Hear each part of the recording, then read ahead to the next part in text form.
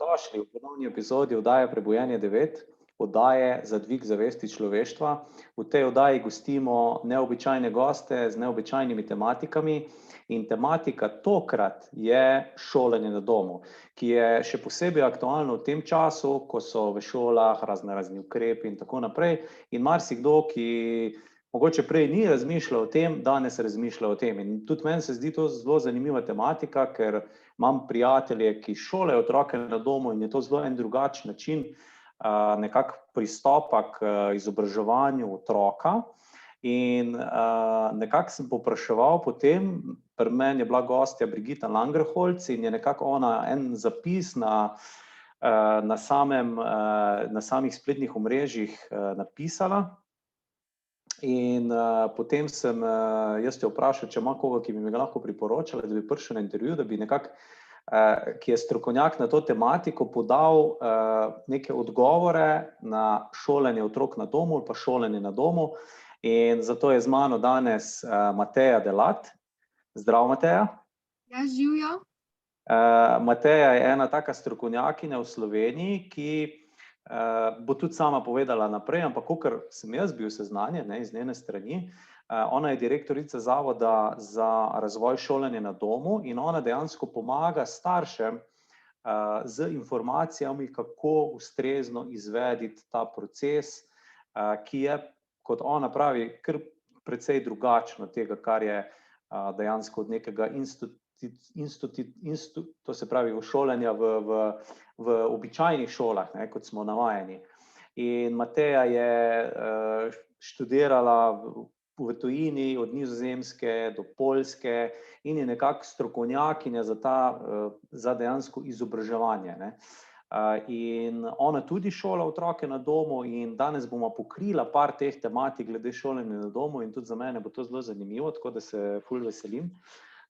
In tole bo zelo zabavno. Mateja je taka nasmejana, zelo taka domača meni, no, ne vem, nekako smo se takoj poštekala. Tako da, Mateja, dobrodošla. Kako si? Ja, v redu. Hvala za povabilo. Ja, z veseljem, z veseljem. Jaz sem rekel, evo, te informacije morajo nekako v javnost.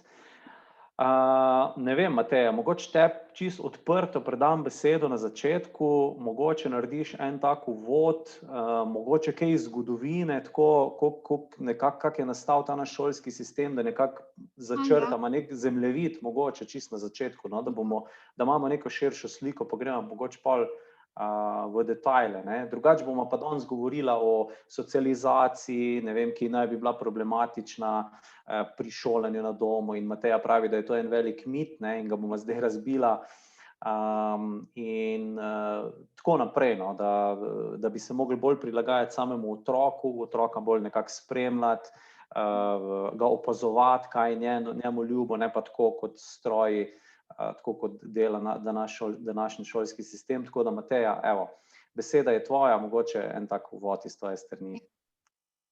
Ok, hvala. Bom res kar začela z zgodovino, ker zgodovina je moja, tako meni zelo blizu, jaz sem pač zgodovinarka in sem tudi začela šolanje na domu raziskovati iz tega aspekta. To se pravi, najprej sem šla raziskati njegovo zgodovino, kakšno je bilo šolanje na domu v preteklosti, ne. In danes je tako, kadar jaz recimo povem komu, da šolam na domu, čeprav zdaj že ne tako, ampak na začetku, ko sem bila na začetku te svoje poti, so ljudje, res, a to se da, ne, tako bili so zelo začudeni, ker je pač to nekaj, očitno je to nekaj, kar počnemo zelo redki, a ne. Ampak, če se ozremo v zgodovino, je bilo pa včasih ravno obratno, ne. Tako, ko se danes nam zdi nekaj samoumevnega otroka pač poslati v šolo, in večina ljudi o tem sploh ne premišljuje, ampak to pač otroka vpiše v šolo zato, ker se to tako počne, a ne, ne premišljujemo o tem kaj preveč, je pa v bistvu bilo v preteklosti ni bilo tako, ne, je bilo pa morda ravno obratno, ne. Morda pravim zato, ker zgodovina šolanja na domu še ni dobro raziskana, ker takrat pač zgodovinarji, ki so raziskovali recimo izobraževanje v preteklosti, so v glavnem raziskovali nastanek šolskega sistema, ne. Te bolj neformalne oblike pa v bistvu še niso toliko raziskane, oziroma vsaj šolanje na domu ne, a ne. Ampak je pa en nemški raziskovalec, Ralf Fischer mu je ime, profesor, doktor, in on v bistvu pravi, da je šolanje na domu pravzaprav prvinska oblika vzgoje in izobraževanja. Kaj to pomeni? V bistvu to nam lahko zelo veliko pove. To se pravi, da šolati na domu, izobraževati lastnega otroka sploh ni nič čudnega in nič nenavadnega in se je v preteklosti dogajalo, odkar obstaja človek.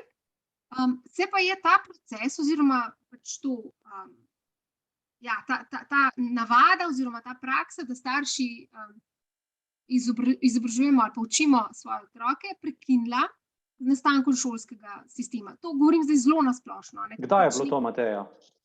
Prosim? Kdaj je bilo to? Šolski sistem je star približno okrog 200 let, in pri nas govorimo, ali pa naši zgodovinarji govorijo, da je Marija Terezija leta 1774 s to splošno šolsko naredbo uvedla šoloobveznost.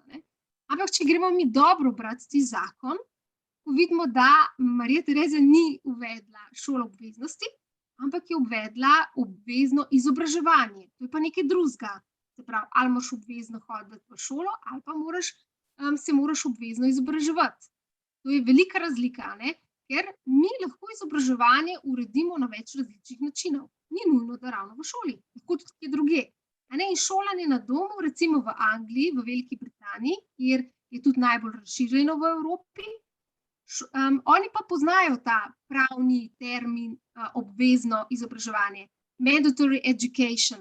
Oni ne govorijo imajo tudi šolo obveznost, ampak imajo zraven tudi mandatory education in šolanje na domu pade pod to kategorijo. Se pravi, tam so starši svobodni, se pravi, pač da uredijo izobraževanje za svojega otroka tako, kot pač želijo.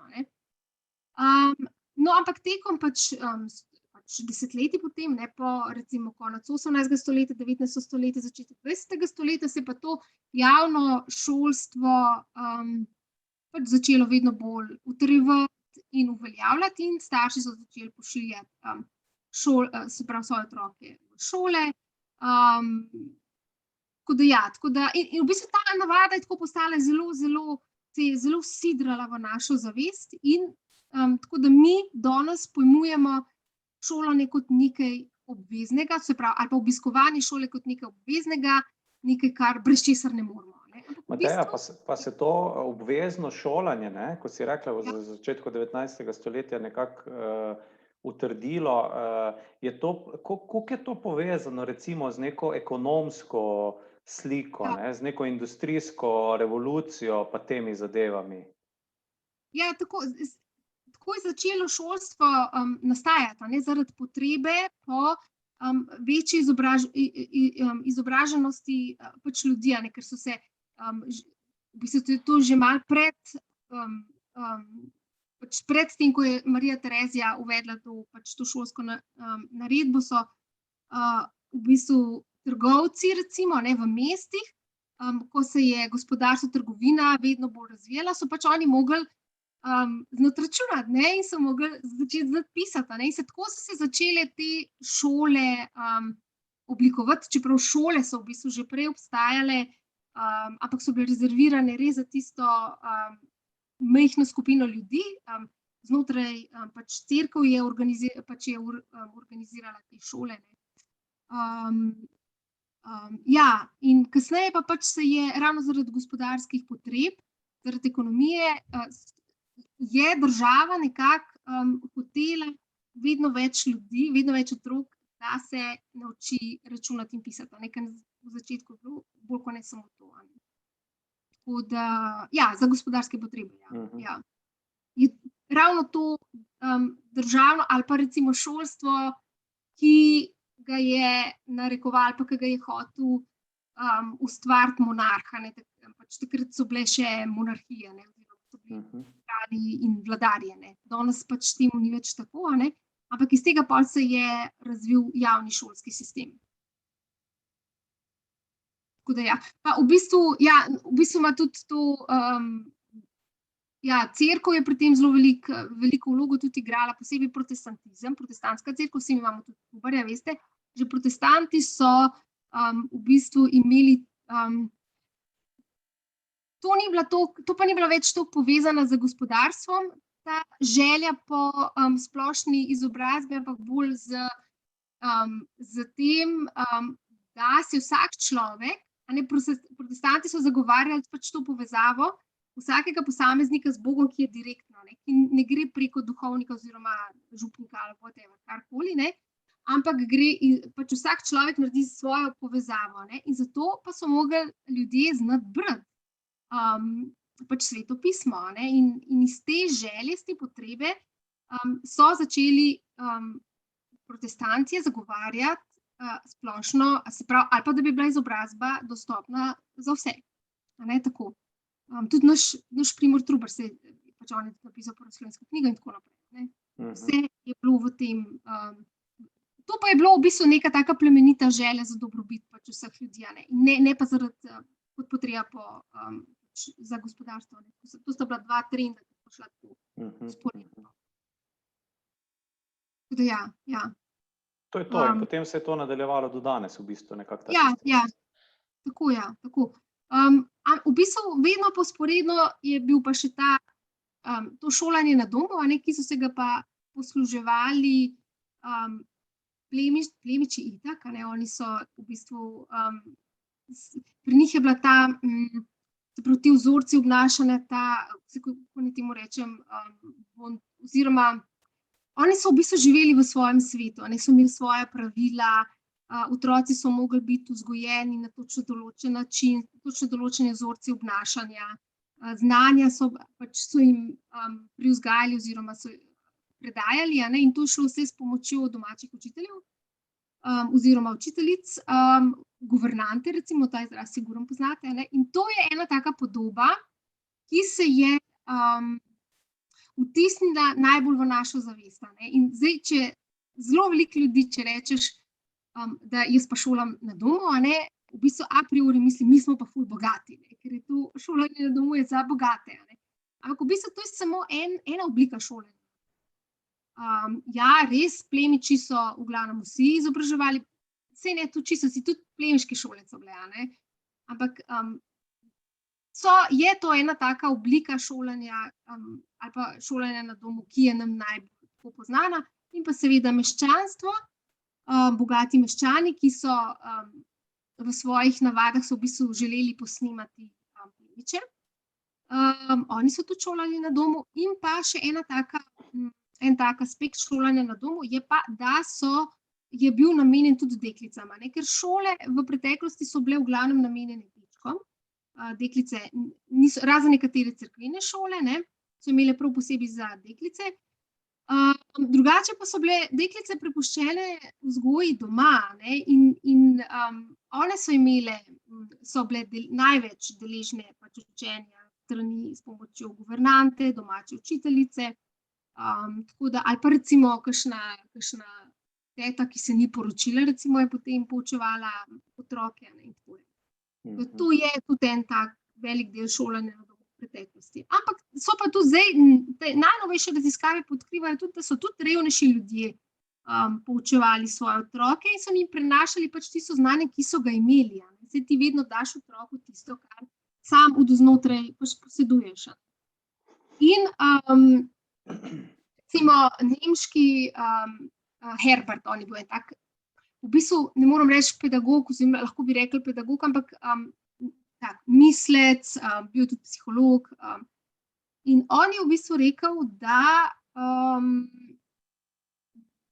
bi v bistvu starši morali poučevati, ali pa on je dal prednost šolanju na domu, do te mere, do katere lahko, potem pa, če rabijo pomoč, pa naj si jo pač pridobijo od zunaj, od učitelja ali pač kogarkoli, ki je določeno znanje posedoval.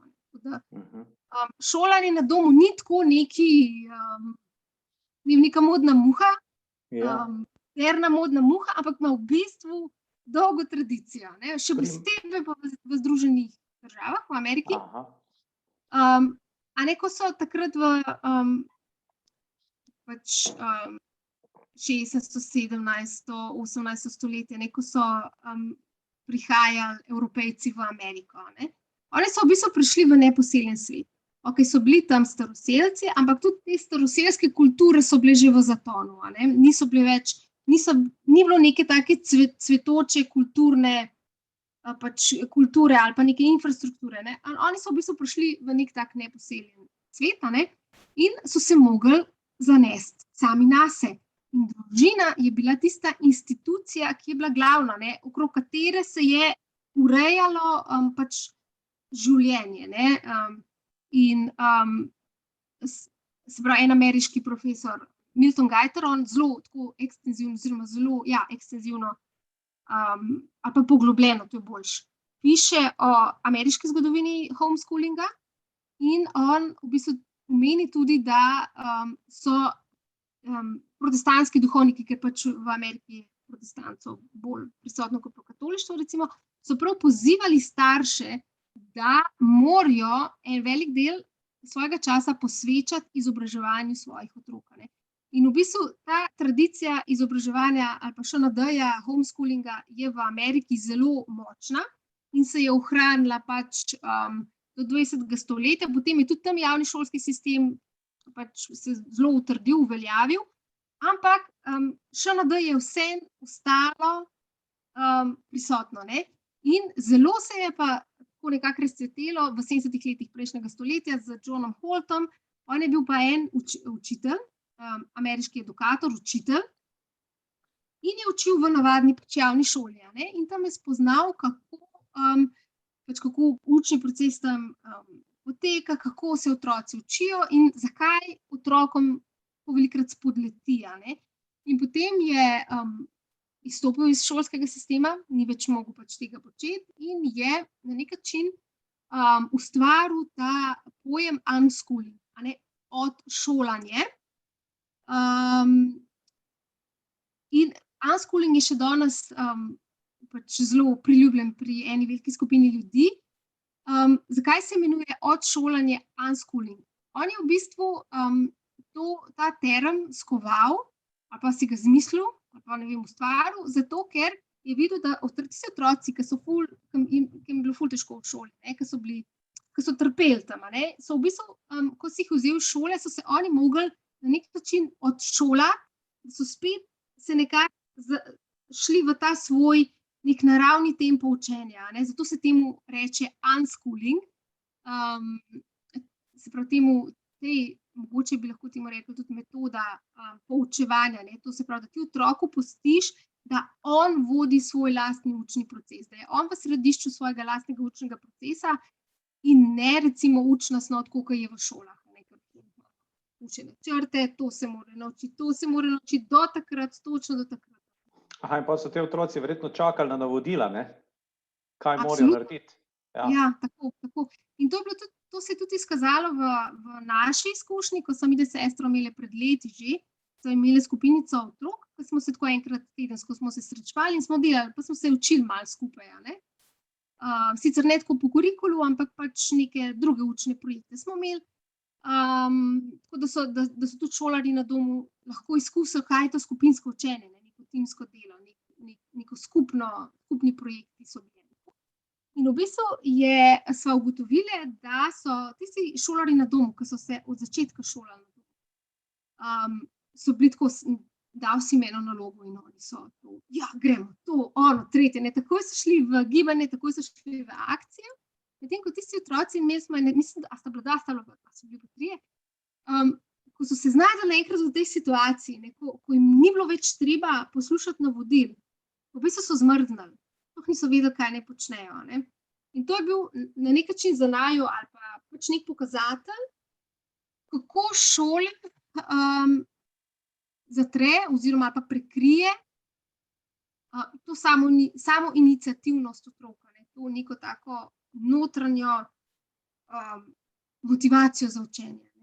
Vse to notranjo motivacijo vsak doma, tudi tisti, ki hodijo v šolo oziroma so hodili, samo odkritje je nazaj, ven je spet treba vam potegniti. In to je ta termin odšolanje, recimo, ki ga je John Holt ustvaril. Okej, in zdaj Ja. mogoče se navežemo kar na naslednjo tematiko. Ti si rekla, da v bistvu tukaj pri šolanju na domu, to se pravi, da je pri tem tradicionalnem sistemu v šolah v središču učna snov. Ne? Ja. Tukaj v bistvu tvojem načinu oziroma pri načinu šolanja na domu, tako kot si ga zdaj na kratko opisala, je pa bolj v središču, to se pravi otrok in to, kakršen on je, njegova zanimanja, njegovi talenti, njegov način dojemanja, k temu se pa pripne potem ta snov. No? Bi lahko mogoče tudi govorila o tej razliki, no? Ker to mi je zelo zanimivo. Naprimer, kako bi nekaj potekalo v tradicionalni šoli, pa kako bi nekaj potekalo recimo pri šolanju na domu oziroma pri tem alternativnem drugačnem sistemu. Ne? Ker marsikateri otrok je imel strašne težave. Ne? Jaz tudi imam enega sorodnika, ne? Ki tudi, on je bil totalno nemeren, ne? On bi sam fuzbal igral pa hokej špilo, ne? Ker je bil zelo motoričen tip in je skozi roko dvigal, da hoče iti na WC, ne? Ker ni zdržal tam, da bi on pač gledal, nekaj poslušal. Ne? In kaj se je pol naredil, ne? Psihiatru pa hotel sem mu dati v bistvu tablete, ne? Mislim, to je groza, ne? Groza. Evo, mogoče, no, to je istočnica za naslednjo tematiko. Ja, v bistvu pač to, da je otrok v središču svojega učnega procesa in ne učna snov, to je moj na nek način ideal, ne? Ker se ga v našem sistemu se ga v bistvu ne da izpeljati, ne? Ker smo tudi mi šolarji na domu omejeni z učnimi načrti in pač otrok mora na koncu šolskega leta opravljati izpite pač na šoli, v katero je vpisan, in v bistvu nismo čisto svobodni pri organizaciji učnega procesa za otroka, ne? Ampak lahko pa kar se da stremimo k temu in poskušamo otroku nuditi, kar se da pač veliko svobode, da on sam nekako narekuje ta svoj učni proces, ne? In v prvi triadi se to nekako še da, ker je snovi ni tako veliko in je bolj taka pač nezahtevno, ne? Medtem ko v tretji triadi je pa to v bistvu skoraj da nemogoče oziroma je odvisno od otroka, tudi kakšen otrok je, ne? In zdaj pri moji hčerki je bil recimo, ona je en tak tipičen primer tega unschoolerja, tega samovodenega učenca, se pravi otroka, ki znotraj sebe nosi res to samovodenost oziroma samovodeno učenje, se reče temu, ali pa self-directed learner, recimo v angleščini, ne?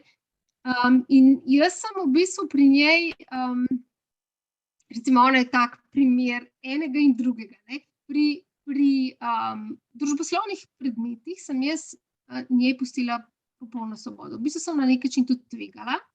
Se nekaj bomo videli. Tvegala sem zato, ker sem vedela, da lahko, da pač ona se bo vse naučila, ker je pač dosti pametna in bo tiste dvojke bo že dobila, ne?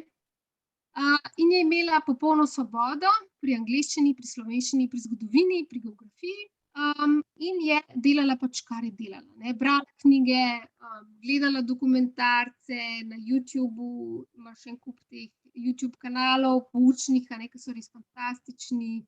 Pa nekako povezano z učnim načrtom, ne, jaz sem jih kar pustila, jaz sem rekla, da vidim. Aha, okej. Jaz sem rekla, da vidim, kaj se bo zgodilo. Ampak jaz sem vedela, da pač ona se bo naučila za minimum, zato ker se skozi uči, ona se pač skozi uči. Ona je, jaz karkoli ne vem, jo vprašam, ona to zna, ona to ve in tako mi je kar, kje si se svet to še naučila. Pa ste namenili prav čas za učenje, recimo geografije in tega? Ne. Ne, to je bilo čist. Se pravi, jaz sem jo pustila. Ona je bila totalno svobodna. Pa si dala kakšna navodila, da se mora nekaj naučiti? Je uspelo. Ne. Nič.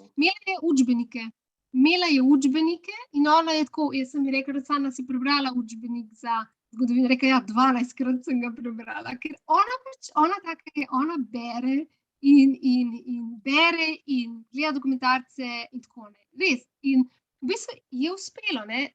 Na koncu sicer sva pred izpiti, recimo 3 dni, ker sem dobila vprašanje od učiteljice, pač kaj jo bo spraševala, ne. Sva šle skozi če kaj ni vedela, sem ji razložila še dodatno in ona je dobila 4 in 5, ne, pri družboslovnih predmetih. Pri naravoslovnih ni bilo tako, ne, zato ker sem vedela, da če tle ne bo dobila vodstva, pa mogoče celo ne bo naredila, ne. In sva v bistvu, je moja sestra, je naravoslovka, jo je pač ona vzela režijo in sta se za vikende učile pač matematiko, fiziko, kaj še imela za družbo, za kemijo, se mi zdi, da enkrat imela biologijo, se ne vem.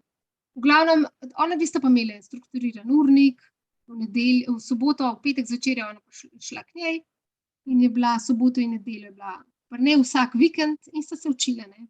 In je tudi ful lepo speljala. V bistvu mislim, da je imela v glavnem 4 pri teh predmetih, enkrat je imela 3 pri matematiki ali pri fiziki, zdaj ne vem točno. Ampak ja, tako, ne. Ona je v bistvu en tak tipičen primer popolnega unschoolinga in to dvoje, ne, in tisto, kakor je v šoli, ne.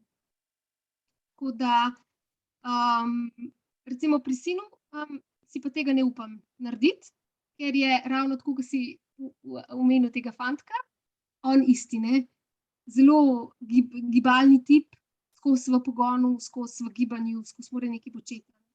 In če jaz njemu ne predstavim te šolske snovi, jaz sem sicer zaupanja, da se bo naučil vsega, kar se mora naučiti za življenje, a ne, samo nisem pa prepričana, da se bo naučil za šolo, tako da tukaj se tega ne grem, ne.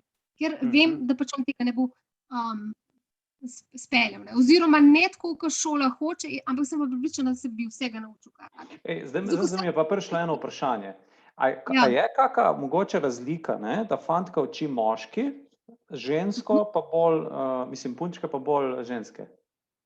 Mislim, a veš kako, to mi je ful težko odgovoriti tukaj, ne, ampak mislim, da sigurno, da sta to 2 različni dimenziji, ne, samo, ali pa, če pa lahko rečemo, da je to nek tak res, neka objektivna, recimo, da je boljše, recimo, da mame učimo punčke, fantje pa fante, jaz si tega ne bi upala ravno reči, ne. Mi je pa pomembno, da pač tisti, ki poučuje otroka, da ga poučuje z njim, se pravi, da zna prenesti to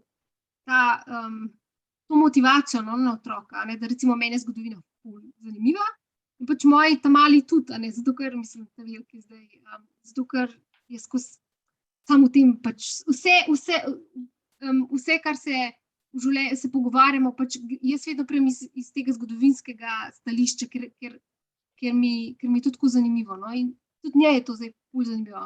In pravi, jaz bom arhitektka, jaz bom kar zgodovinarka, a ne, in tako ne bo, a ne, ampak dobro. Zdaj, ampak a ne, to v življenju ne moramo iz tega delati pravilo, a ne, ker potem lahko hitro zapademo spet v neko rigidnost. Zdaj mora pa fante oče poučevati, punce pa mama, ne. Ja, ker veš, kaj sem te hotel še vprašati, ne, ko smo govorili o tej zgodovini. A mogoče veš, ali pa si kaj raziskovala, kako je bilo pa to še prej, na primer pred agrikulturno revolucijo, na primer več kot 10.000 let nazaj, ne, ko so ljudje živeli še v plemenih ali pa teh mogoče manjših skupnostih, ne, kako je bilo pa to takrat, kako je pa to takrat potekalo? Jaz sem to sem tudi malo študirala, ne v detajle, ne, ker sem se v bistvu jaz sem se res bolj na ŠND, tako, v taki obliki, kot je pač nam bližji, osredotočala, ampak jaz sem pa brala, v bistvu sem pa, zdaj se pa ne spomnim avtorja, ampak to so take stare knjige, ne, to so stari avtorji, ki sploh ne vem več, če so še živi, ne, ki so raziskovali takrat oziroma vsaj. Jaz grem zelo rada čim bolj nazaj na vire, ki so čim dlje, zaradi tega, ker bolj starejše, ko je, bolj so temeljiti po raziskovanju, a ne. Bolj se poglobijo v zadeve. In v bistvu takrat v tistih časih, a ne, ko so še živeli v plemenu, je v bistvu se je ta kultura ali pa to znanje se je prenašalo pač iz starejše na mlajše generacije, a ne, iz staršev na otroke.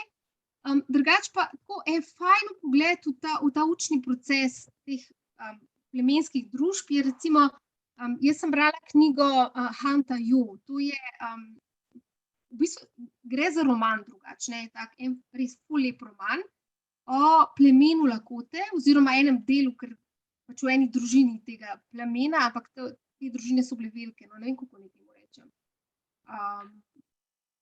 Rod ali pa rod, ne vem, kako mi to rečemo. No, v glavnem, v bistvu opisuje, ali pa glavni junak je pač je poglavarjev sin in v bistvu tam opisuje, kako se je on, pa ne samo on, pa tudi njegovi prijateljčki, kako je ta učni proces poteka, kako v bistvu tudi socializacija poteka. Ne? Jaz sem takrat zaštekala, tudi ja, to je socializacija, ne? Kako v bistvu je učenje del življenja, socializacija del življenja. Ne?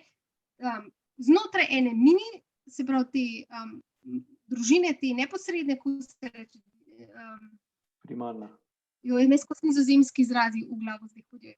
Ko sem na polovico, sem v nizozemščini, pa v slovenščini, pa še v angleščini skozi berem besede, mi uidejo. Se pravi, ta ožja družina, ne? Mama, oče in znotraj širše družine. In recimo v tistem, pri teh indijancih, pri Lakotah, recimo, si je vsak otrok izbral, ko je bil do določene starosti prišel, ne, se je izbral nadomestne starše. Tiste, ki so z njim najbolj rezonirali. Zato, da se je od njih učil in se je prav tja preselil v tist njihov šotor, ne, in se je od očeta, se pravi, drugega očeta se je učil, recimo ta, Peta mu je bilo ime, se je učil, mislim, da lovstva, se pravi, lovljenja, ne, ko so šli na bizone, pa pač, ko so pač za loviti, ne, za preživeti, za hrano, pa za kožo. On se je to od tega učil. Pa je šel pa naprej, ko se je vse tam naučil, je šel pa k šamanu in se je začel učiti šamanske zadeve, a ne. Ampak to se je otrok sam odločil. A ne? In to mi je bilo tako bolj zanimivo in po mojem lahko to, kar piše v tej knjigi, je lahko pač nek vzorc ali pa vsaj nek približek tega, kako je bilo v tisti prehistorik, predzgodovinski, prazgodovini, recimo, ne. Da so se recimo na tak način učila. Ne. Znotraj, se pravi, učenje, socializacija, to je del življenja. Zdaj bi te pa prosil še za komentar na eno drugo. Zdaj imam enega kolega iz Litve, zdaj sicer živijo v Španiji, on mi je pomenil, da imate tudi enega otroka, oni imajo pa tako, da je pa v bistvu, da ima on proste roke in karkoli se želi on učiti, ne, mogoče tudi malo povezano s tem, kar si zdaj govorila, mu najdejo enega učitelja, ko je res dober na tem področju in on se potem to z njim nekako uči, ne. V Španiji. Ja. Zanimivo, Kako se ti pa to zdi, recimo ta v bistvu tukaj se mu pusti pa čist nekako proste roke otroku, čeprav je še mali, ne? A je smiselno njemu zaupati presojo tega, kar je za njega dober, ali ne, ali koliko? A veš, kako jaz to gledam, da pač je to odvisno od otroka. A ne tako, jaz recimo moji hčerki to bi pustila, ne. Ker zato, ker vem, da ona pač ima toliko eno tako neko globoko notranjo usmeritev, da ve, kam gre, da jaz pač to pustim, ne. Zdaj, pri sinu nisem čist ziher, ne, nisem tako sproščena, kar se tega tiče, čeprav jaz imam neko globoko zaupanje, da otroci vejo, kaj se mora na neki način, saj ne, to ne vejo oni racionalno, ne, ampak do znotraj čutijo, imajo nek vzgib notranji, ki jih vodi na tej njihovi učni poti. In mislim, jaz bi to naredila, recimo. Jaz to bi naredila. In bi pač videla, ne, kam zdaj otrok sam sebe pelje, ne. In mu pač pomagaš, če vidim, da bi iskreno potem pač posreduješ. Rečeš, okej, to ni zdaj tako dobra smer in ga probaš pač nekako preusmeriti, ne. Nekateri otroci pa rabijo omejitve, nekateri rabijo vodstvo, nekateri otroci enostavno rabijo vodstvo in jim moraš ti to pač na nek način omogočiti, ne. Tudi jaz mislim, da ni nekih takih zelo pravil, ki bi bili cast in stone, ne, ki bi kar za vse veljali in so večni. Slediti v bistvu individualni situaciji, ne. V bistvu poslušati tudi svoje intuicije, se globoko vse res vemo, ne. Ja, a veš, ti dobiš otroka, ti dobiš takega otroka, da ga lahko spremljaš, ne. Ti ne dobiš, mislim, to je moja teorija, ne, ampak po moje vsi dobimo otroka, ki ga lahko spremljamo, oziroma ki mu lahko nekaj damo, ne. Zato je tudi k nam prišel, recimo. To je zdaj znanstveno nemogoče dokazati. Dobro, jaz imam zaupanje, da to tako je in da to feeling tak, da je. Pač moja intuicija mi. Jaz sem dobila točno take otroke, da jim lahko pomagam na njihovi učni poti, ne. In oni tudi meni seveda nekaj dajo, ne. Saj je to v bistvu vzajemen, jaz se tudi prek njih učim. Jaz recimo, že sem zaradi šolanja na domu, sem se jaz toliko blazno veliko naučila, kot nikoli prej v svojem življenju. To so oni meni dala, ne, recimo. Ko smo se midva pogovarjala po telefonu par dni nazaj, je mene en tvoj stavek mi je zelo resoniral z mano ali pa mi je zelo tako nekako mi je pritegnil pozornost. In to se nanaša na to, kar si ti rekla prej, ne? Tudi se mi zdi, no, da bi znali biti povezano. Ne? Tvoja hčerka je zelo navdušena tem, kar tudi ti počneš. Ne? Nekako ta prenos energije ali pa ne, koliko nas otroci v bistvu posnemajo. In ti si rekla takrat, za izobraževanje so odgovorni starši. Ja, starši, ja. Kaj to dejansko pomeni, da so za izobraževanje? Ker, a veš, se mi zdi, da na splošno mislimo tako, dajmo ga tja, mi gremo v službo, se bojo poskrbeli. Oni znajo, oni so strokovnjaki. Ne? Ja. Ja, lej, to je ena taka stvar, veliko ljudi pač v to verjame, ne? In za veliko staršev je to tudi lažje, ne? Ker to, da ti, lej, tule spet pridem na neko področje vzgoja in izobraževanje. Kaj je to dvoje? Nekako velja, ali pa splošno sprejeto je, da starši smo odgovorni za vzgojo, učitelji šole pa za izobraževanje. Ampak, če greš ti, jaz recimo, meni je bilo to zmer tako, bom povedala po domače, meni je bilo to čist mem. Zaradi tega, ker meni je bilo tako, če imam jaz otroka, če sem se jaz odločila, da bom imela otroke, potem bom jaz poskrbela za njih. To je neka moja starševska odgovornost in jaz sem jo pač sprejela in mi je to nekaj naravnega, nekaj samo po sebi umevnega. Ne moram jaz se odločiti za neko odločitev in potem reči, ne, to pa jaz zdaj ne. In zame je izobraževanje in šolanje del vzgoje, oziroma da šolanje in vzgoja neločljivo povezana. Ko jaz vzgajam, izobražujem in ko jaz izobražujem, vzgajam. To se pravi, zdaj, kje se zdaj ta moja vloga konča? A veš, kje je zdaj samo vzgoja in kje je zdaj samo izobraževanje? In v bistvu ta delitev je umetna, če tako pogledaš. In zaradi tega so tudi težave v šoli in potem se učitelji pritožujejo, rečejo, ja, starši ne vzgajajo otrok. Saj na nek način, ampak vi, ki jih izobražujete, jih tudi vzgajate istočasno, ne? Oboje je povezano. Veš, kaj mislim reči? Kje je zdaj ta meja? Oboje je povezano in ja, ti tudi ne moreš, ja, starši pač, jaz se z učitelji drugače strinjam, jaz bi šla čisto radikalno tretjo pot, pač starši, da ste imate vi otroke, se pač zdaj vzgojite jih, izobrazite jih, tam, kjer lahko, se jaz tudi ne moram vsega dati mojim otrokom. Vlada, da jim ne moram, ampak naredim pa to, kar je po mojih najboljših močeh, dokler grejo moje zmožnosti. Ampak recimo moja klavirka je nadarjena za violino, jaz violine absolutno ne morem učiti, zaradi tega, ker sem glasbeno popolnoma nenadarjena. Imam nobenega talenta ničesar. Ali pa ne vem, če bi bil še moj sin, ne vem, hotel biti avtomehanik, ja, jaz jih to ne bom mogla naučiti, to je kristalno jasno. Ampak pripeljala jih bom pa do moje skrajne meje. Do tam jih bom pa lahko jaz, Pa mogoče tudi do pravih ljudi, ne? Ja. Daj še enkrat. Do pravih ljudi, ki mu lahko to dajo, ne? Ja, jaz jim pa tudi neke vrednote k temu, ne? Ja. Energijo tudi, ne? Ja, tako ja. In v bistvu to je tisto, ne, tudi šola se bo mogla nekje odločiti, kaj zdaj, kje so zdaj naloge staršev in kje so zdaj naloge, se po moje to dosti nemogoče, no, da človeška psiha pa vse pač učenje, socializacija, to je tako kompleksno, da po moje se tega šole, kakršne so zdaj, tega ne bo mogla več nasloviti. Enostavno ne bo šlo več, ker je življenje, včasih je bilo lahko, pač si ti otroka poslal v šolo, da se je naučil pisati pa računati, ne, in to je bilo to. Kaj imamo pa zdaj vse? Pa naša družba je popolnoma drugačna. Mi nismo več ruralna družba, pretežno, ne, ki bi, ne vem, ki bi za preživetje delala v glavnem na polju, recimo. Ne.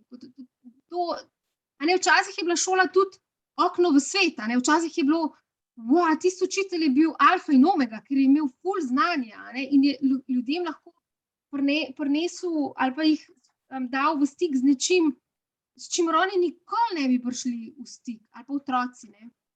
In je bila šola dejansko, je bila okno v Dostop, svet. ne? Ja, dostop do nekih informacij, ne? Danes imaš pa Google lahko, ne? Tudi. Tako, in računalnik, in knjig, knjižnice, dokumentarci, TV, sicer pol je odvisno s čim, s kvaliteto, ne, česa ti zdaj, kakšnih informacij zdaj ti priješ v stik, ampak načeloma bi se ti lahko, če imaš to self-direction, če imaš to neko samo usmeritev, se lahko vsega sam naučiš. Moj še inštrument, še pri igranju inštrumenta lahko priješ do določenega nivoja, sam, recimo, s pomočjo YouTubea, recimo, ne. Pa te finese, pa boš za res mojster rataš, po mojem ne, mislim, da ne moš imeti pač res nekega mojstra, recimo, violinista, za mojo tam malo zdaj govorim, ne, ker res prenese tisto, to, ne, kar imajo te glasbeniki vrhunski, recimo, ne, to pač ne gre prek YouTubea. Ampak do neke stopnje bi pa lahko prišel, zakaj pa ne, zakaj pa ne? Ja. In to, kar osnovna šola podaja, mislim, to imaš vse na internetu zdaj. In to veliko boljše, recimo, veliko bolj zanimivo, veliko bolj dinamično in tako, tudi poglobljeno. Tako da ja, ne.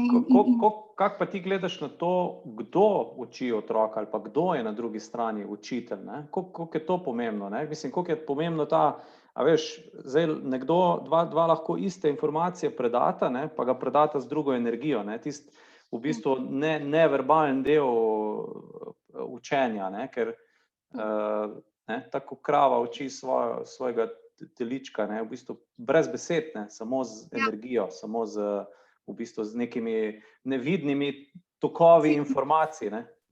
Ja, absolutno, ne, v bistvu tudi stališča znanosti, recimo jaz se na tem področju v glavnem opiram na znanost, zaradi tega, ker sem potem tako veliko bolj verodostojne so pač moje informacije, ne, ampak z tega z drugega stališča pač malo bolj, ne vem, kako naj temu rečem, nevidnega, ne, da bomo, logično, ne, v bistvu je to tisto, kar vse skupaj določa, ne, ampak tudi, če gremo v znanstvene pojme, je ful pomembno, kdo je tisti, ki poučuje otroka, ne, ker se učenje vedno vrši preko odnosa, ne gre drugače.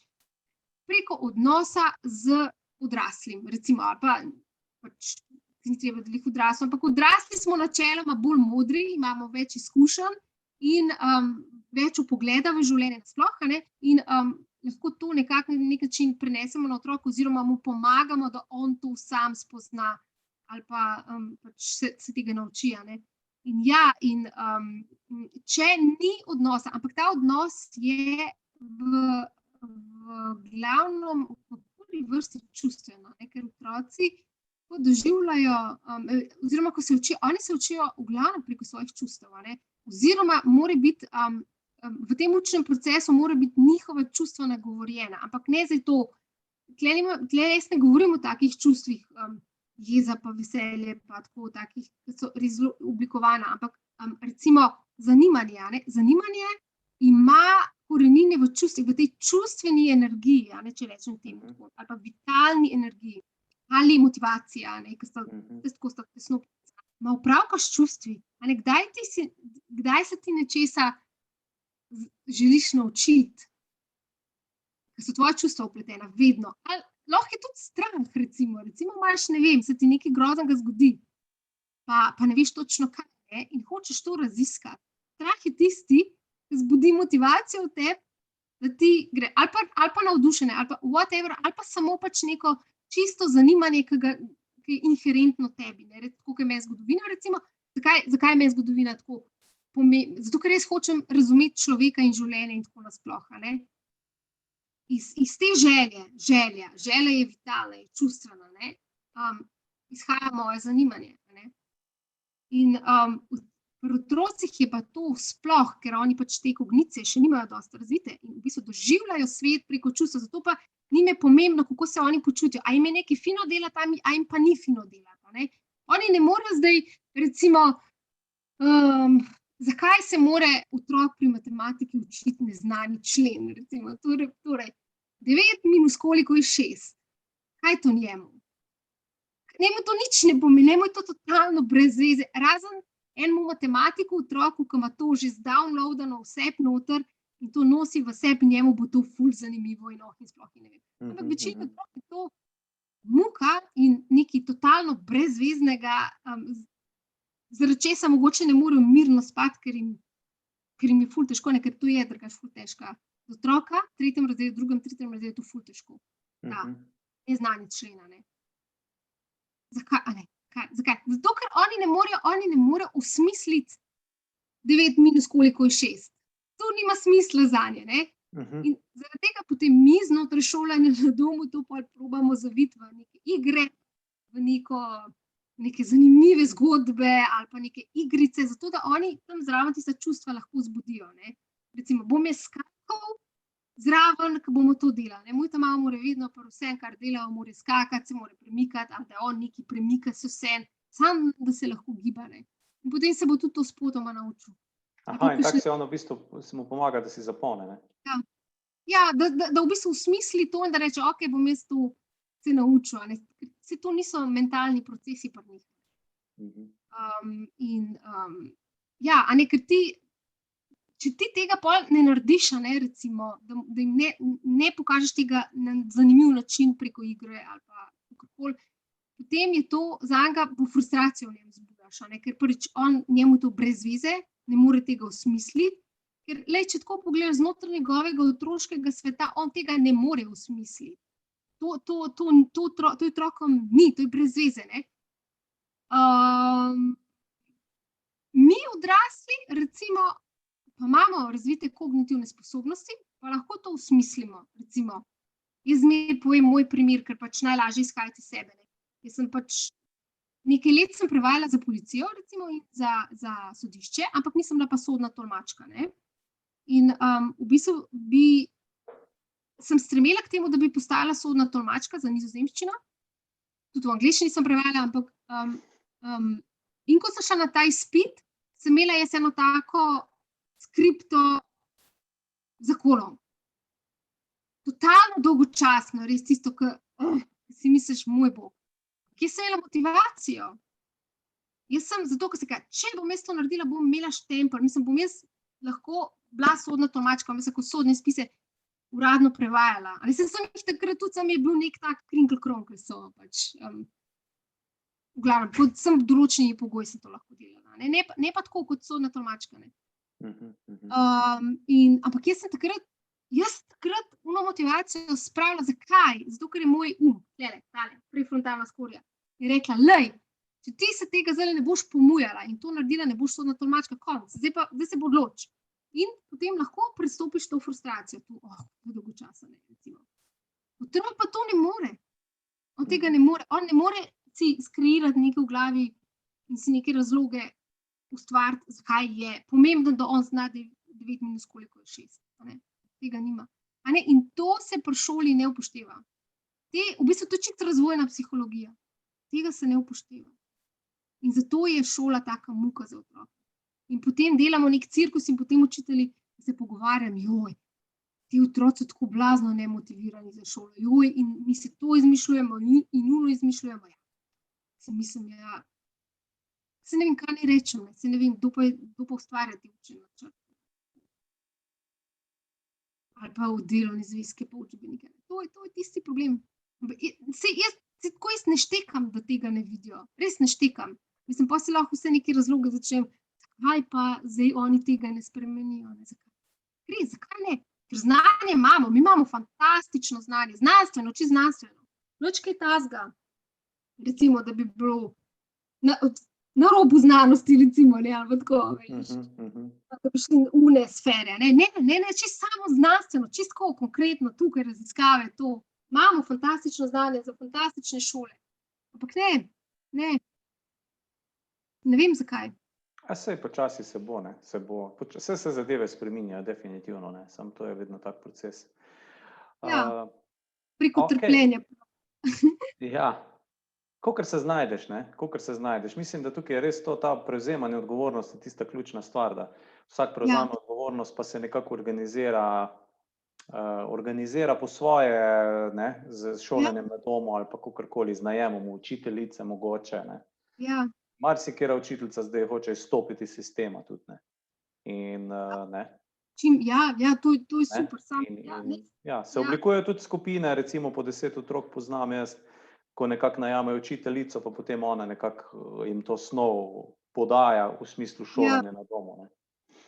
Ja, mislim, šolanje na domu je v bistvu okvir, a ne, uradni okvir. V bistvu to, kar pa jaz govorim, recimo, je pa čisto nekaj drugega, ne, to je res drug proces, ne. Tukaj so starši veliko bolj, ali pri šolanju na domu, takem klasičnem, bom rekla klasičnem šolanju na domu, je v bistvu smo res starši tisti, ki to uredimo, ne. Da večinoma mi prevzamemo to odgovornost in tudi uredimo učni proces, a ne. In jaz vidim to, mene je to tako ful pomembno drugače, ne, da se res učenje vrši znotraj odnosa, ne. Se pravi, in ponavadi je to zelo individualno učenje, saj lahko ena taka mini skupinca, recimo jaz sem tudi 3 doma, ne, imamo tudi skoraj mini skupinco, ne. Ker ko meni se zdi ful pomemben, da je učni proces otroka individualen. Tako res, kar se da individualen. A veš zakaj? Zaradi tega, ker preko učenja otrok razvija njegove notranje potenciale in njegovo naravo. Potem je pa fajn, to se pravi, da ta učni proces res je individualne narave, ne, ker ti sam sebe razvijaš, ne, svojo identiteto na nek način, ali pa podlago svoje identiteti, ne. Se pravi, da res te tvoje močne točke, te tvoje nagnjene potenciale res pride do izraza, ne, ker mi smo si vsi različni. In učni proces to počne, ne. Potem je pa fajn, da se zraven tega organizira recimo neko skupinsko delo. Ampak skupinsko delo ne sme prevladovati, a ne. Zaradi tega, ker otrok mora znotraj neke skupine uriti samega sebe, recimo, ne. To, kar se on nauči in odkrije o sebi, ko se uči individualno, potem proba implementirati oziroma uresničiti ali pa na nek način izraziti znotraj neke skupine, ne. In to sta tako 2 procesa, ki jih jaz vidim. In jaz mislim, da se starši, tudi ti starši zdaj, ki grejo v skupince, ne, da se tega premalo zavedajo, ne. Da v bistvu, da mi premalo časa posvečamo tej individualnosti, individualni naravi otroka, ne. In preveč gremo v te skupine, v to skupinsko delo, v neki skupnost, ne. Ne, najprej treba sebe postaviti kot individuum, otroka postaviti kot individuum, potem pa iti v neko skupnost, v neko skupino. Bolj, ko so zreli posamezniki v tej skupini, bolj, ko so otroci postavljeni oziroma res hodijo po svoji poti, bolj bo skupina funkcionirala, več bo harmonije, manj bo izzivov, a ne, ker bomo mi kot posamezniki postavljeni. Otrok bo na svoji poti, on bo razvil samega sebe. Vedel bo, kdo je na nek način, ne. Tako ja, ker kaj se pa zdaj zgodi, zdaj pa otrok ne razvija samega sebe, ampak se mora a priori prilagajati temu, kar se dogaja v skupini, a ne, kar je v bistvu za moje pojme ni okej, zaradi tega, ker te vrže, tako splošno gledano, ali v dominanco ali v podrejenost, odvisno od tvojega karakterja. Tisti, ki so bolj taki ekspresivni, tisti bojo dominirali, tisti, ki so bolj introvertni, tisti se bojo pač podredili skupini in naj se pač zgodi hitro, da je slov gremo, ne, tako. A ne, če imaš pa ti postavljene posameznike, ki so lahko ekstrovertni ali pa introvertni, v bistvu ta dinamika v skupini ne bo taka, ampak bo tisti, ki je ekstroverten, se bo znal brzdati, pa bo pustil introvertnemu do izraza, ta, ki je pa bolj introverten, se pa ne bo skril, ampak bo dovolj samozavesten, da se bo izrazil, a ne. in imaš čisto drugo dinamiko. In potem je, kaj pa pol z tega pride, kakšen učni proces je pa pol, kaj se pa pol v taki skupini dogaja, ne? In tega se mi ful premalo zavedamo. No, tako da jaz nisem neki ful navdušena nad skupinicami, če ni tega individualnega dela zraven, ne. Tega imamo pa mi starši česa, ne. Mislim, lahko ga imajo tudi učitelji, ne, ampak mislim, jaz vidim pač primarno ne bi bili to starši, ne, čisto že z biološkega. Ja, To super. sem mogla reči, no. Ja, pravilno, To super. pride v zavest ljudi, ne. To se pravi, pa je tudi verjetno odvisno, koliko je pa starš samozaveden, ne? Koliko starš sam sebe pozna, ne? Tako, ja. Tako da šolanje na domu, ne, je tudi priložnost za starše, za osebnostni razvoj starša, ker se ti odprejo čisto drugi svetovi, ker se ti nikoli ne bi, če ne bi šolal na domu. To moraš reči stopiti v ta proces. Ja, saj več dimenzij, ko pri sebi odkrivaš, ne? Kdo ti si, pa kak ti si, pa tako, ne? Bolj, ko delaš ti sam na sebi, bolj tudi opaziš to v okolici, pa otrocih, ne? Ja. Ne, midva recimo z mojo ženo smo jih gledala enkrat, ko so se igrali tam, pa smo gledali, ne? En je bil totalno nezainteresiran tam za tisti šport, ko so oni igrali. On je bil z glavo čisto nekje drugje, ne? In to opaziš, ne? In potem lahko nekako, ne? Opaziš, da nekdo, ki pa mogoče nima tega v zavedanju, pa ne opazi, si pa reče, pa kako si len, ne? Sploh se ti nič ne ljubi tukaj zdaj, ne? Daj poslušaj, ne? Ja, in pol v bistvu otroka spravljaš v stisko, ne, v čustveno stisko ga spravljaš. Tako, ja. Okej, dajmo še tale zadnji mit o socializaciji razbiti, no. Ja. No, saj, zdaj so se ga v bistvu že dosti dotaknila, ne, prek drugih tem. Ja, ravno v tej, se pravi, Ker, oprosti, to se pravi, skrb tega šolanja na domu, ne, je, zdaj pa otroci ne bojo šli v vrtec, pa ne bojo šli v šolo, pa ne bojo nekako imeli teh socialnih veščin razvitih in se ne bojo znali pol nekako z drugimi ljudmi pogovarjati ali kakorkoli, ne, se vklopiti. Ja, to je mit, ne, to je res en velik mit. Ta mit se glasi tako, en tak summary, povzetek mita je, šola in vrtec sta nujno, ali pa obiskovanje šole in vrtca sta nujno potrebna za socializacijo, za razvoj socialnih veščin. To je en velik mit. Zakaj? Zato, ker mi ne vemo, kaj socializacija sploh je. In zamenjujemo druženje s socializacijo. V bistvu je pa socializacija en velik proces, en tak vseobsežen proces. Druženje pa je samo en mali del tega procesa. Tako, ker recimo, če si predstavljamo torto, ne, kjer je narezana na več kosov, en kos je druženje s sovrstniki. Imaš pa še ostale dele, a ne. Socializacija ni vezana na šolo, absolutno ni vezana na šolo. Socializacija se zgodi v kateremkoli okolju, kjer otrok pač je. Kjerkoli, pač se bo zgodila socializacija, da je bolj zdravo je okolje, bolj kvalitetno bo otrok socializiran oziroma bolj bo socializiran, boljše bo videti socialne veščine. Bolj zdravo bo okolje, pač bo tudi socializacija negativna, ne. Kaj pojmujemo pod zdravo pa nezdravo? Se pravi, socializacija, o tem govori zelo tako izčrpno klinični razvojni psiholog Gordon Neufeld, ne. In socializacija ali pa socialne veščine so rezultat psihološkega razvoja, neke zrelosti otroka, ne.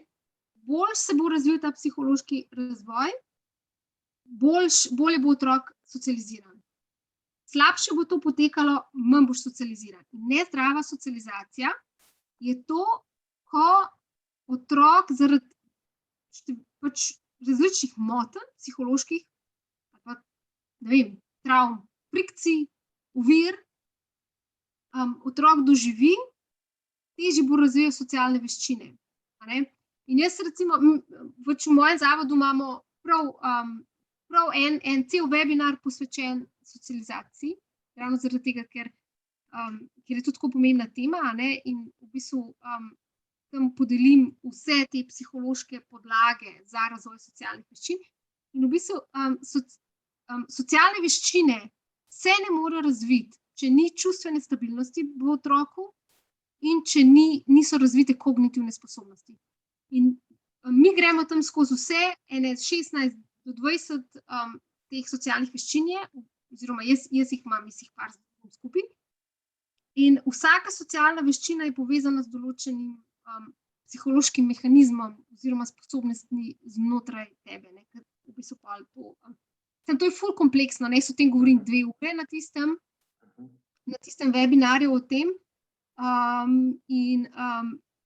Torej, negativna socializacija je takrat, ko otroku ni omogočen psihološki razvoj, nima čustvene stabilnosti znotraj sebe in nima razvitih kognitivnih sposobnosti oziroma pač je moten ta razvoj. To je negativna socializacija. Potem začne otrok razvijati neke neželene, temu jaz rečem preživetvene mehanizme. To se lepo vidi, jaz to pač, ko opazujem te vrtčevske otroke, ki so hodili v vrtec, v bistvu vidiš, kako oni, ker vrtec je za otroka psihološko bolj zahteven projekt. Ker je on dan v situacijo, ki iz čustvenega vidika ni kos. In v bistvu potem se v njem začnejo, mi mislimo, saj se otroci navadijo, recimo, ko gre otroci prvič v vrtec, ko je to uvajanje, to slavno uvajanje, in potem po 3 tednih nekaj jokati, se je navadil. On se ni navadil, on je razvil nek preživetveni psihološki mehanizem in zaradi tega potem neha pač jokati. In tako se v bistvu stvarjajo pač travme v otrocih. Zdaj sem malo rdečo nit izgubila, kaj sem hotela reči. V vrtec, z čustvenega vidika je to za njih pretežko. Bom zdaj dala eno tako prispodobo, ker mi pa dajemo otroke primarno, nek razlog je, zakaj dajemo otroke v vrtec, je pač zaradi tega, ker je naš ekonomski sistem tako narejen, da pač mama mora iti v službo, oče mora iti v službo in pač otrok mora iti v vrtec. Ampak mi si dajemo pač nek izgovor, se mora socializirati. Ampak, zdaj bom uporabila pa neko prispodobo. Recimo, ne znamo plavati. Naš otrok ne zna plavati. Koga bomo mi naučili plavati? Ne bomo šli na jadrnici s čolnom na sred morja in ga bomo vrgli v vodo in rekli, zdaj bo plavi. Kaj se bo zgodilo? Potonil bo, ali ga bo pa morski pes požrl, še hujše. Recimo, kaj mi naredimo? Najprej mu damo rokavčke, gremo v plitvo vodo, on najprej samo čufota, se malo navadi tega feelinga vode, kaj je voda, mogoče ga je malo strah, pore malo naprej, v globo malo nazaj, igramo se z njim, čufotamo in tako, in potem rečemo, hej, gremo malo plavati, ti jaz pokažem te gimbe in tako. Tako mi to pa naučimo. In potem se otrok nauči plavati, a gremo mi takoj v ocean z njim plavati? Ne gremo, logično, da ne, ampak bomo vadili najprej to v globoki vodi in tako. In potem bomo enkrat mogoče šli skupaj, a gremo, recimo, če smo na Bledu, gremo z tega konca, gremo na otok plavati. Ampak otrok bo takrat znal dobro plavati. In kaj mi naredimo pri socializaciji? Gremo na čoln, gremo v ocean in ga vržemo tja in rečemo, zdaj pa plavi. Zdaj se boš pa ti naučil plavati. In točno tako tega psihološkega stališča, aspekta, to tako zgleda. In potem otroci, da ko ti otroka vržeš v vodo, on ne bo kar tam pasivno in bo pustil, se bo potonil. Ne, on bo začel čufati in se bo pač probo rešiti, kakorkoli. In to so ti preživetveni mehanizmi, ki jih otrok izdela. Potem se to lahko tako opazi, recimo v takih manipulacijah. Recimo, če ne boš to naredil, ne bom več tvoj prijateljček. Recimo, to je že ena taka preživetvena strategija otroka, ki je dejansko v stiski. Ali pa recimo, vidiš, ki se kaj igrajo in potem tako eden ne vem, drugega otroka spotakne, ne, recimo. To je tudi neka taka, če vidiš, a ne, si to vidiš pač te vzorce, to moraš vzorce opazovati, to ni samo enkrat, enega spotakne, nič, ampak ko tako opazuješ, ko pa veš določene vzorce obnašanja, ne, potem prepoznaš, aha, to je otrok v stiski v bistvu, ne. In tudi bullying, tudi to vrstniško nadlegovanje, to je vse zaradi neupoštevanja otrokovih razvojnih potreb, a ne. In o tem govori ta teorija navezanosti, o kateri jaz zmeraj ful veliko govorim, ker je tako pomembna, ker se mi odrasli ne odzovemo na otrokovo potrebo po navezovanju na nas. To pa kaj pa pomeni navezovanje? Vzpostavljanje čustvenega odnosa. Mi to počnemo, da smo ful veliko časa skupaj, da se crkljamo, da beremo, da skupaj jemo, pripravljamo zajtrk, da gremo na izlete, da delamo stvari skupaj, da se pogovarjamo. Tako se ustvarja čustveni odnos. A ne? In to daje staršem, pa tudi kasneje učiteljem, ne, če imaš, recimo, da imaš tako priložnost, da imaš tako en tak učni proces preko odnosa. Ne. To daje nam odraslim možnost, da vzgajamo otroke. Ne, ker kdaj mi lahko vzgajamo otroke? Takrat, ko nam bodo otroci zaupali. In kdaj nam otroci zaupajo? Ko so varno navezani na nas. Kdaj so varno navezani na nas? Takrat, ko se mi z njimi ukvarjamo, ko jim mi posvečamo pozornost, ko oni čutijo, da jih mi upoštevamo, kdo oni so. Ne? A se to danes dogaja? Ne. Zaradi tega pa je prišlo do tega problema, pač da odrasli nimajo več avtoritete, se to ne pomeni kot tako avtoriteta, se pravi na podlagi strahospoštovanja, ne? Ampak avtoriteta na podlagi zgleda. A veš, da smo mi odrasli, ki navdihujemo otroke. Yeah. A veš, ko smo mi odrasli, ki otrokom ful veliko pomeni, kaj mi mislimo. Recimo, jaz sem pri mojih otrocih, moji otroci so, so ful navezani, ker so tako se ful z njimi ukvarjamo, so skozi panat, ampak mene moj otrok vpraša, mami, a je tebi to fino, da jaz to počnem, recimo. A gremo zdaj to narediti? Oni tudi mene upoštevajo, ko jaz njih upoštevam, oni mene upoštevajo. In potem je ful manj teh frikcij, vse so te frikcije, veliko manj, tudi v najstniški dobi, polk je znan ta uporništvo, koliko je to dobro. To uporništvo je dobro samo takrat, je znak, če se nam otrok upira, je znak, da ga mi nismo upoštevali, da smo ga zatirali njegovo naravo tekom vzgoje v otroštvu. Tam pa vse bruhne ven potem, ne? Tako, ko je otrok končno toliko velik, že fizično, ko ima moč, ne, fizično. Moč in glas in se ti bo uprl, ampak če ga boš pa ti spremljal tako, da ga boš upošteval, pa da mu boš pomagal, da bo on hodil po svoji poti, zakaj se ti bo pa upiral? Zdaj ti ne bo upiral. In to se tudi, veš, to ful dobro opisuje Neufeld, ima knjigo Hold on to your kids. Why parents need to matter more than peers. On tam to opisuje, tudi to najstniško zadevo, uporništva. In so bile narejene znanstvene raziskave, ko so točno to pokazali. Ja, definitivno. Ne. Saj jaz sem tudi študiral zakonsko in družinsko terapijo in točno o tem smo govorili, koliko je ta odnos v prvih letih, koliko je dejansko pomemben. Ne. Takrat, ko vse nezavedno poteka do 3. leta, to je otrok srka to, ko spužva, ne. Vse te odnose, vse te v bistvu nezavedno, ne. Vse te v bistvu energijske impulze. Ne. Ja, tako. In to, da otroka daš pri enem letu v vrtec, ne, to so v bistvu serijske travme povzročajo. Ne. Tako je. Jaz se spomnim, ko sem bila jaz sem pač v vrtcu čisto normalno pot v jaslih, ampak ful se spomnim enega momenta prvega šolskega dneva, ko sem šla operirati. Ko me mami pelje tja, jaz lepo grem v razred in potem po 1 uri se jaz skozi noter sebe odločim, to meni ni všeč, to ni zame. In sem pobrala čevlje, torbo in sem šla v službo, tam, ki bo moja mami bila blizu doma. In sem rekla tako, mami, jaz ne bom več v šolo hodila, to ni zame. In potem mami pravi tako, ne, to pa ne gre in me pač prijela za roko in me peljala nazaj. Ampak takrat se je v meni nekaj prelomilo. In sem rekla, ti ne stojiš na moji strani. In takrat se je ta pač ta čustveni odnos sem se jaz popolnoma oddaljila, sem rekla, tebi ni do mene, ker jaz sem res takrat doživljala ful stisko, ne. Ampak koliko je teh, jaz sem to pač v prvem razredu nekako, da sem to lahko ozavestila, saj pol, ko pogledaš nazaj, sem videla, da se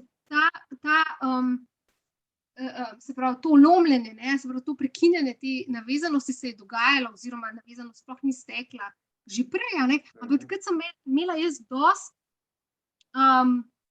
izdelane pa razvite kognitivne sposobnosti, da sem rekla, a imaš ti mene sploh rada?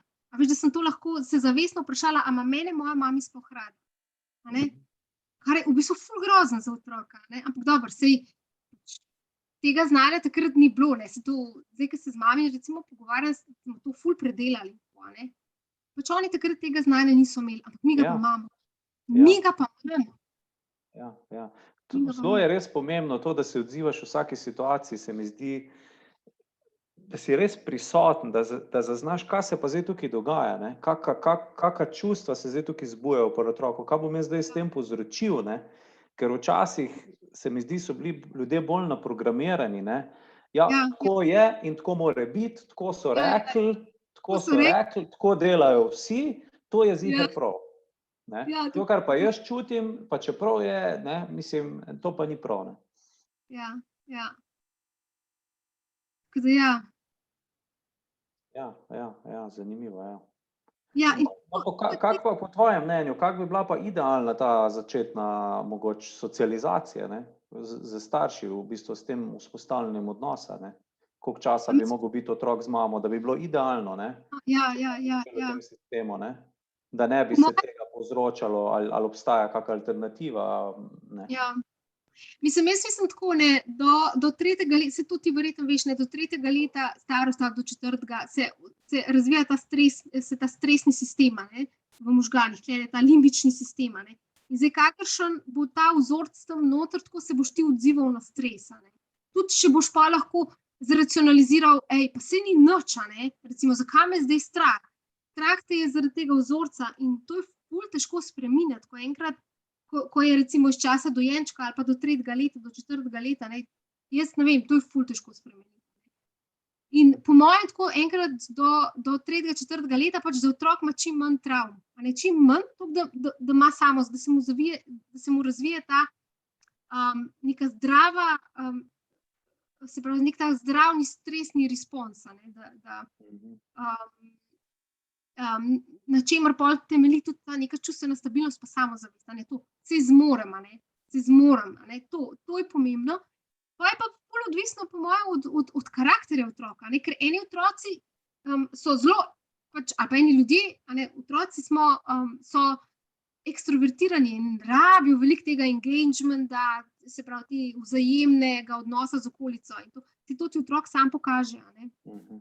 Eni otroci, pa tako, jaz vidim pri mojem srednjem sinu, ne vem, on je tako res do 6 let, ko nič samo mami.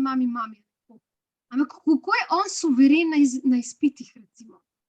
Neverjetno. Jaz sem si včasih skozi, bom videla, to je bil tudi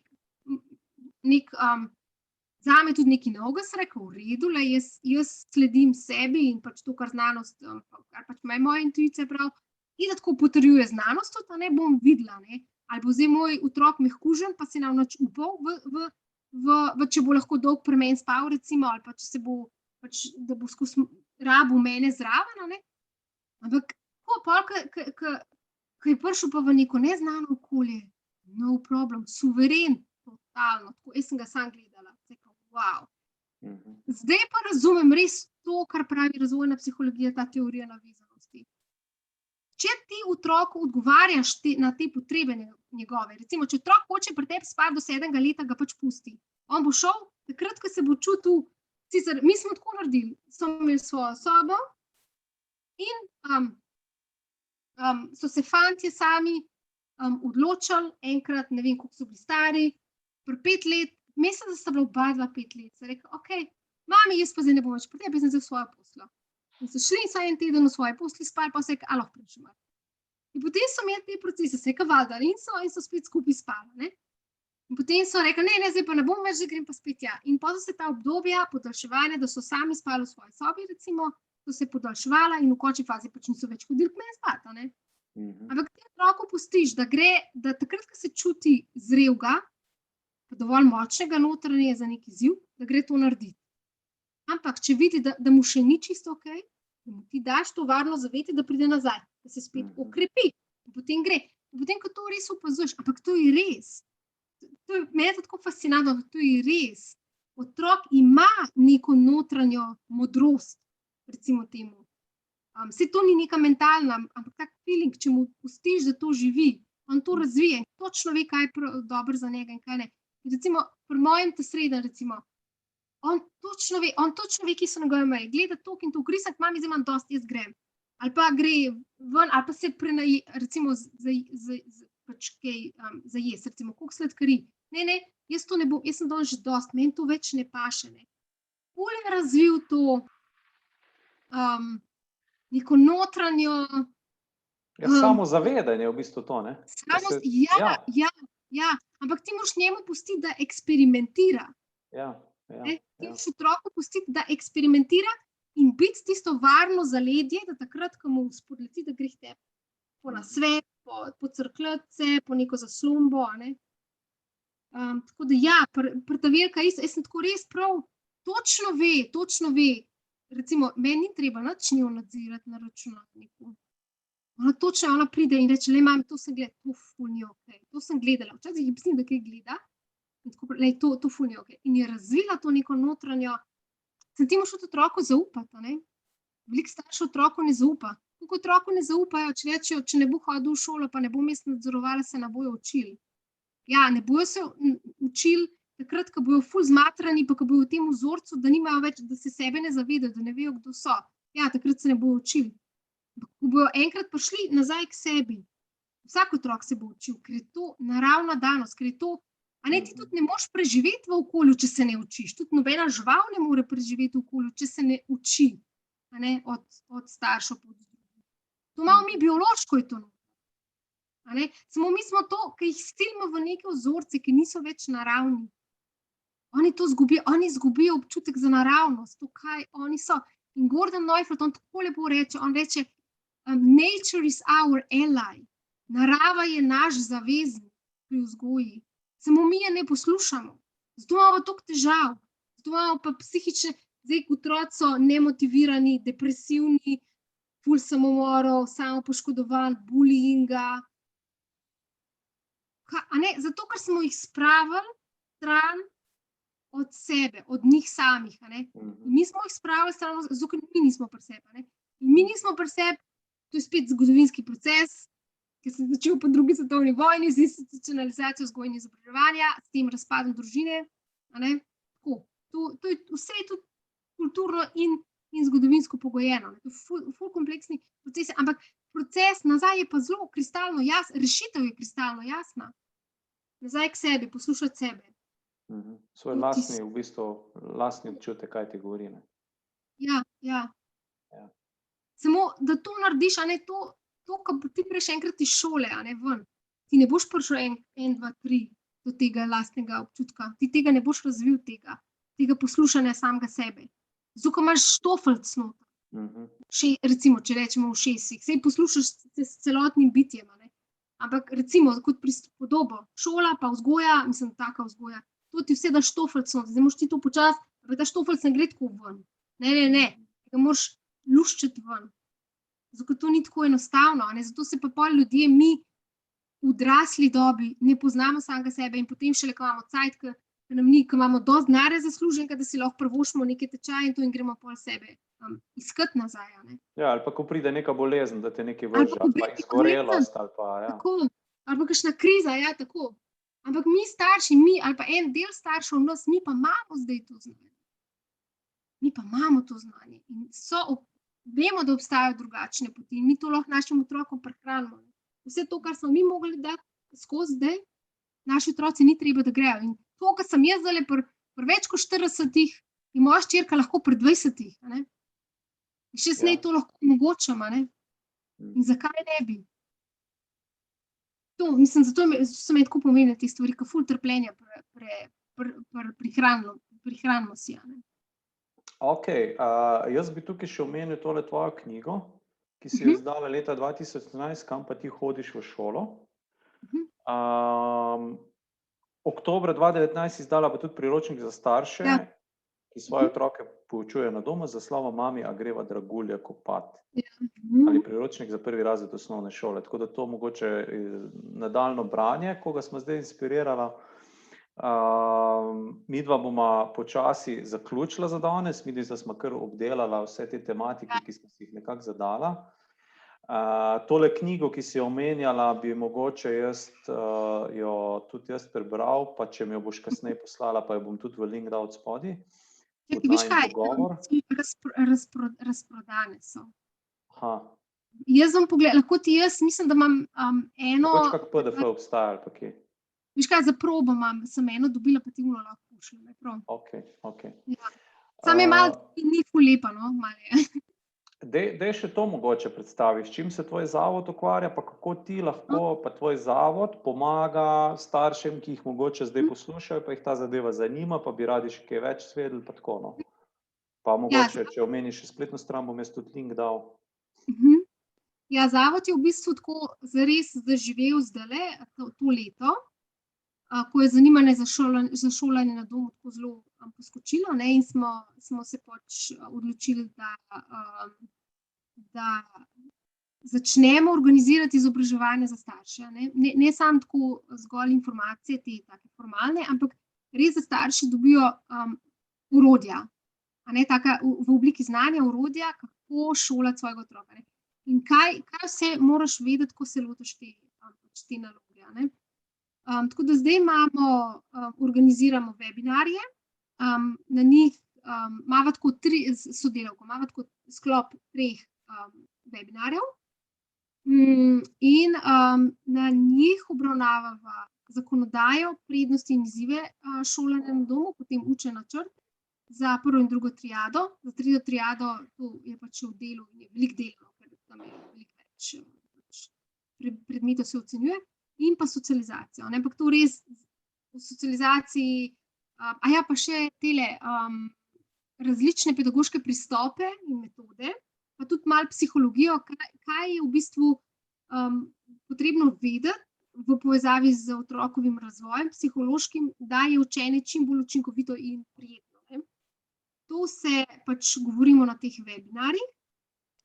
Potem imamo možnost svetovanja, recimo, za starše, ki se šele odločajo, in takrat se pač čisto individualno posvetimo, ne, posameznemu primeru, ker tukaj so v bistvu pa pač splošne informacije.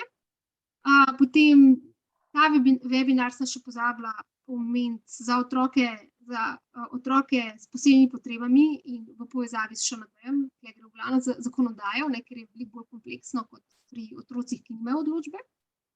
No, za jesen pa načrtujemo celoletni coaching ali pa spremljavo staršev za prvo in drugo triado. Bomo imeli mesečne delavnice in učne cilje za slovenščino in matematiko in angleščino porazdeljene preko celega leta. In potem bomo imeli učno delavnico in s pomočjo učnih materialov bomo pokazali staršem, kako naj otroka pripeljejo do doseganja posameznega učnega cilja, ne. Potem tukaj zraven pol pašejo še naloge, da bodo starši potem lahko vadili, a ne. Pa kdor se bo odločil, recimo lahko še evalvacijo oziroma učnega napredka otroka, ne, to, ker pač moja sodelavka je pač učiteljica in ima pač te učne načrte in vse to v malem prstu, ne. In pa tudi za učno pomoč bomo organizirali tudi za tretjo triado, tukaj bolj glede na potrebe pač posameznih staršev, ne, ki bojo pač potrebovali pomoč, a ne.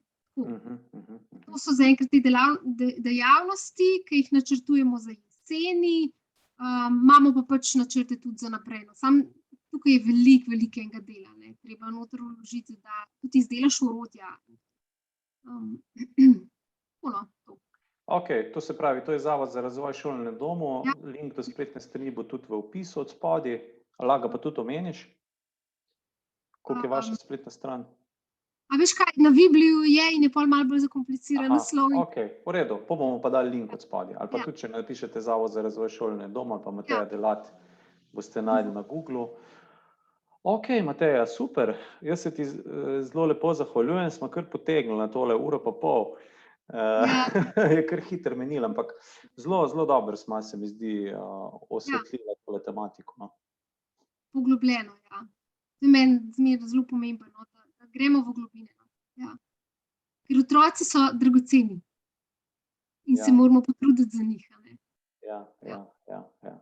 Predvsem pa tako, sem jaz odnesel danes, slediti energiji, slediti tistemu lastnemu občutku, ne? Pa predvsem ta čustven razvoj, koliko je pomemben, ne? Da se res te travme ne ustvarjajo, da ne gremo v bistvu na silo z neko težko energijo, Ja.